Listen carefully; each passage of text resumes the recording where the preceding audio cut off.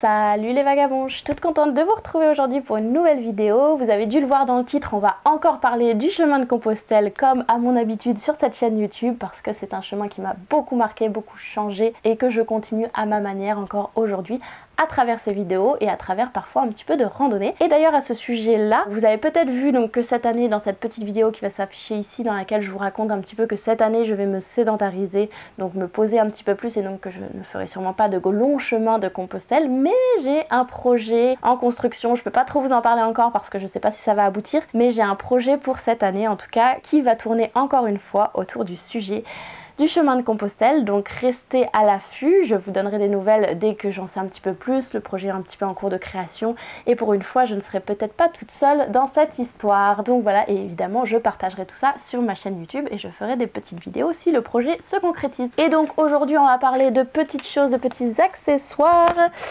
qui sont bien utiles quand on est en route sur Compostelle. Donc je vais vous présenter mes 5 accessoires indispensables pour moi, selon moi, à mon avis, sur le chemin de Compostelle.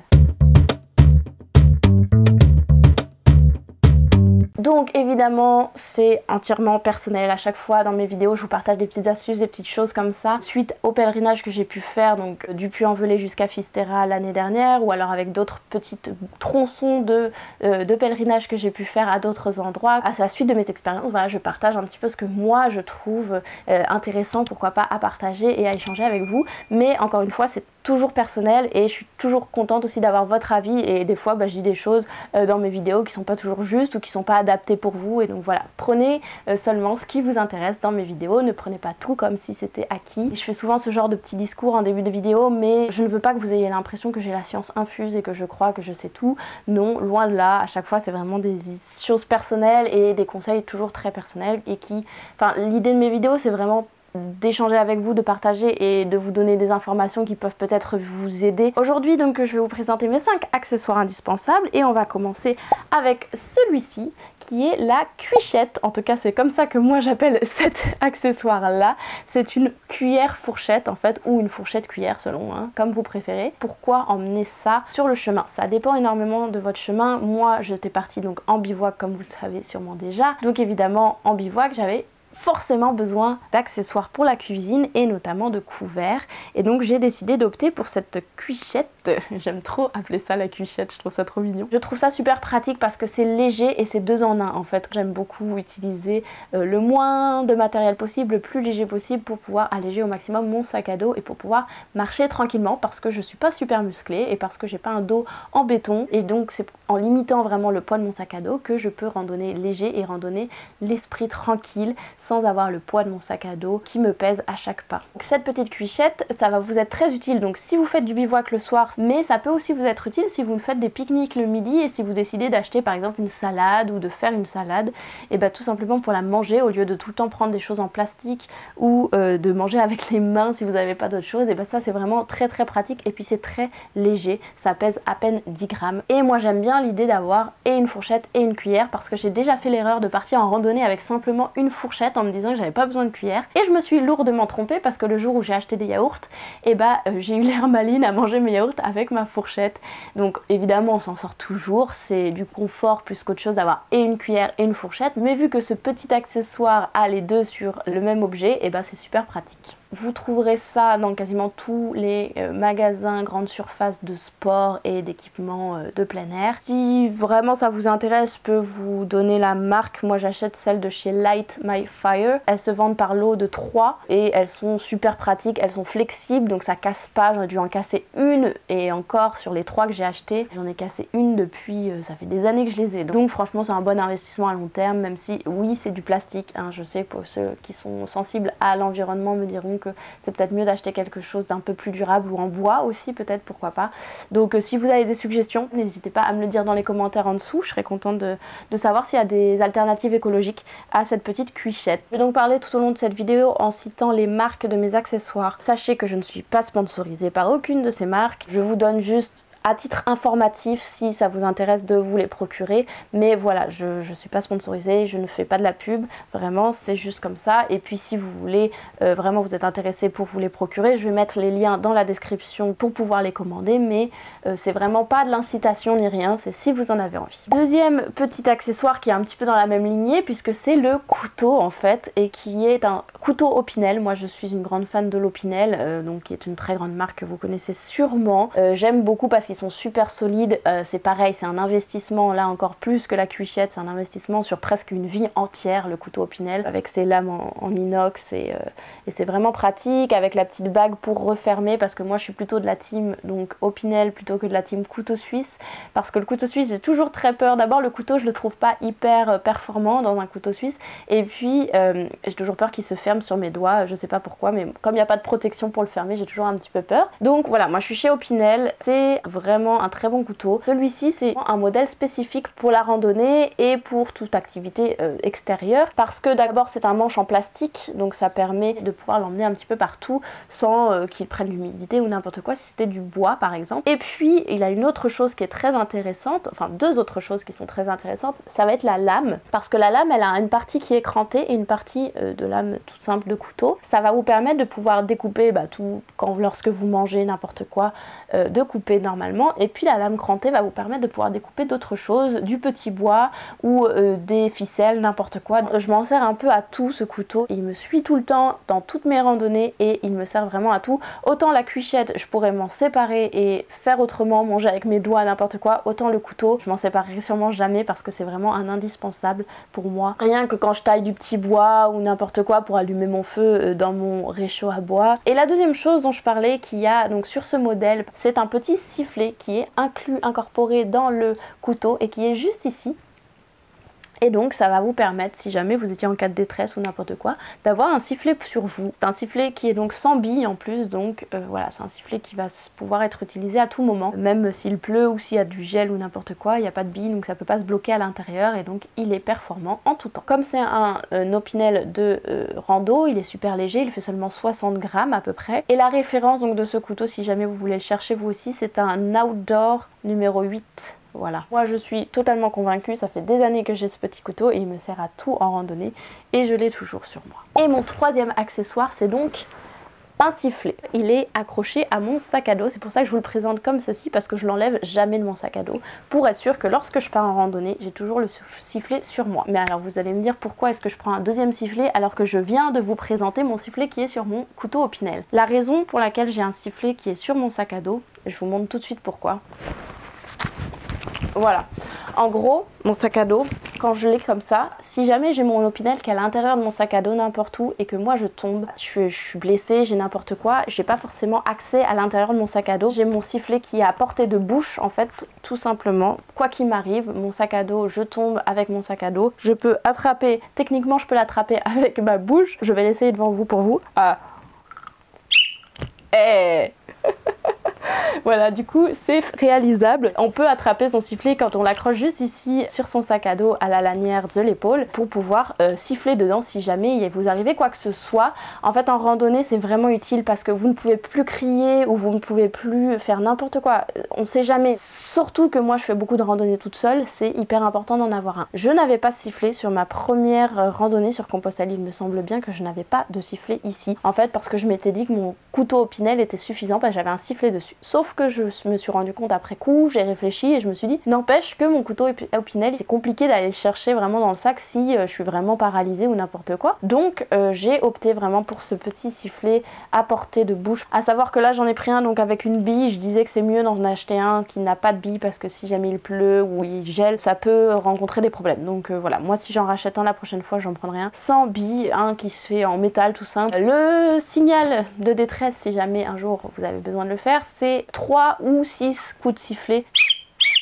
J'ai pas sifflé très fort pour pas réveiller les voisins, mais voilà, 3 bons coups de sifflet ou 6 bons coups de sifflet de suite, et ensuite vous laissez une minute passer à peu près. Si vous n'avez pas la montre sous les yeux, évidemment, c'est à peu près. Donc ça, c'est un accessoire qui rajoute franchement pas beaucoup de poids, c'est 2-3 grammes seulement, mais ça peut vous sauver une vie. Et je pense que pour se signaler, si jamais il vous arrive quoi que ce soit, c'est vraiment très important. En plus, ça coûte vraiment pas cher du tout. Vous allez en trouver un peu partout, hein, des sifflets dans les magasins de sport si besoin, ou vraiment un peu partout. C'est une petite chose. Moi, je vous l'ai dit, mon premier chemin, je l'ai pas pris. Et puis plus je me responsabilise par rapport à la randonnée, plus je me rends compte qu'il faut quand même prendre quelques mesures de sécurité.